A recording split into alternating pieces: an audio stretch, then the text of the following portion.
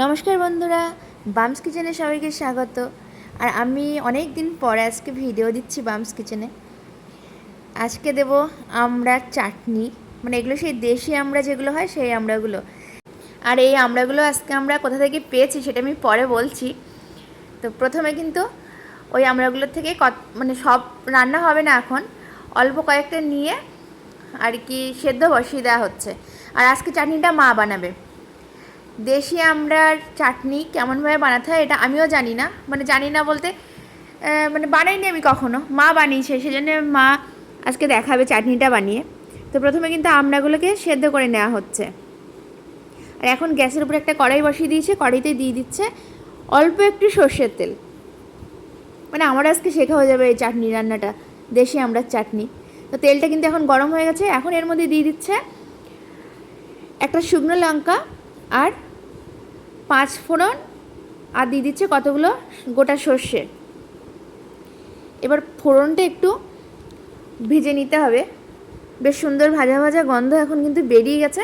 এখন কিন্তু এর মধ্যে দিয়ে দিচ্ছে আগে থেকে সেদ্ধ করে রাখা আমড়াগুলো। আমড়াগুলো কেমন জলপাইয়ের মতো দেখতে লাগছে সেদ্ধ করার পর। এবার কিন্তু এর মধ্যে দিয়ে দিচ্ছে অল্প একটু নুন।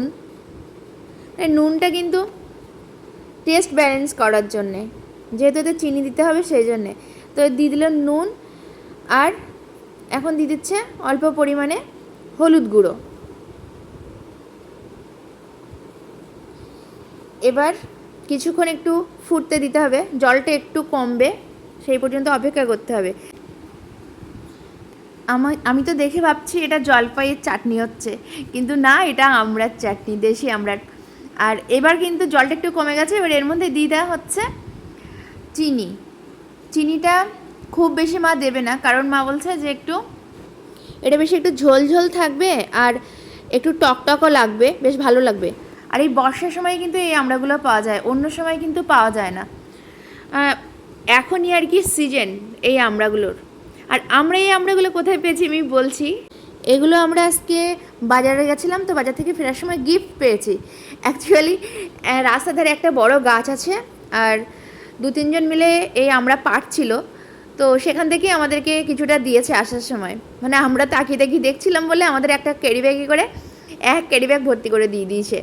আমি বললাম অল্প অল্প দিতে, কাকুটা তো জোর করে অনেকগুলো দিয়ে দিয়েছে। আমাদের তো 2-3 দিনের চাটনি হয়ে যাবে, বললো 2-3 দিন ধরে ধরে খাবি তোরা। তো নিয়ে চলে এলাম। আর মা বললো যে এই আমরা চাটনি নাকি খুব ভালো লাগে। আমাদের এখানে যদিও বাজারেও বিক্রি হয় দেখেছি, কিন্তু কোনো দিন কিনে এনে আমি বানিয়ে খাইনি চাটনি। আজকে যেহেতু মা আছে এখানে, সেজন্যে মা বললো ঠিক আছে আমি গিয়ে বানাবো চাটনি। তো চাটনিটা কিন্তু রেডি হয়ে গেছে, আর আমি টেস্ট করেও দেখেছি, দারুণ খেতে হয়েছে, দারুণ।